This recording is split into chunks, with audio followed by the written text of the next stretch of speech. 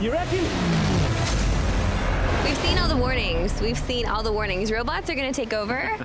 And this is another movie that's letting us know we better protect ourselves against the machinery. This movie's called Robot Overlords. That's Pretty on the basically nose, exactly right? what it is, It's robot. pretty literal. It's watch out for them robots. They're gonna be our overlords. Well, yes, but you know what? These are nice robots. They're nice because they're taking over, but we're allowed to live as long as you stay inside. You Right. gotta stay inside. You might go a little stir crazy, and that's what some people do. Absolutely. That's how the movie starts off. Yeah. We see a father that just can't take it anymore, instantly vaporized. Well, he's given a 10-second a la RoboCop type of reminder that he must go back inside, Yeah. and then the robot shoots him down, but with a polite British accent, which was kind of cool. This is Very set nice. in the UK. Everybody is British. Ben Kingsley and Gillian Anderson with a perfect British accent. Great. I'm gonna tell you the truth about why the robots are here. But really, this is a movie that focuses on the heroics of a band of rebellious kids.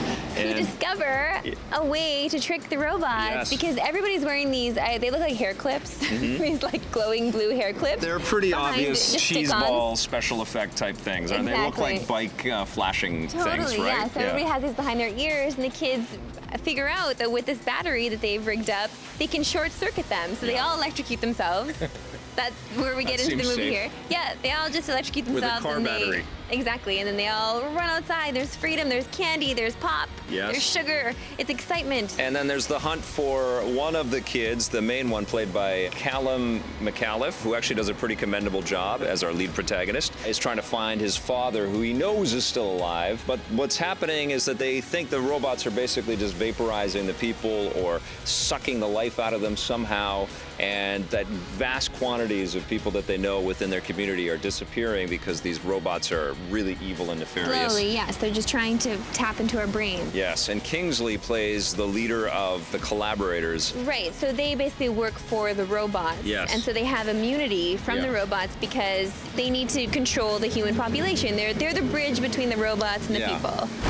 The effects are really cheeseball and very obvious, but they're also kind of cool. I mean, they have these giant walking robots that walk through these old, quaint English towns, and they have these scorpion-looking type robots, and they have this little person robot with the freakiest little face that doesn't move at all, and giving out. He's called the mediator, and he gives out all these commands. So weird. It's a very weird movie, and it feels like it's something that you would catch at 1 a.m. on some weird cable channel. Yeah, or even it reminded me a little bit of the television show Falling Skies. A little bit of that because it's very dystopian and it's not quite there. Like the budget isn't quite there for the special effects, but you know they're going to do them anyway. Yeah, but the And- actors don't really care. They're having No. a good time. I think this is actually something you should dig up and find. I mean, it's not going to blow you away. It's not the best sci-fi thing. It's not Looper, but it's really kind of fun and quirky. No, that's the thing.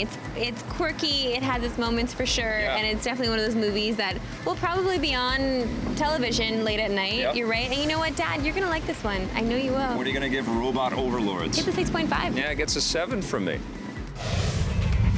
EP's movie coverage is brought to you by Nintendo, makers of Splatoon for the Wii U.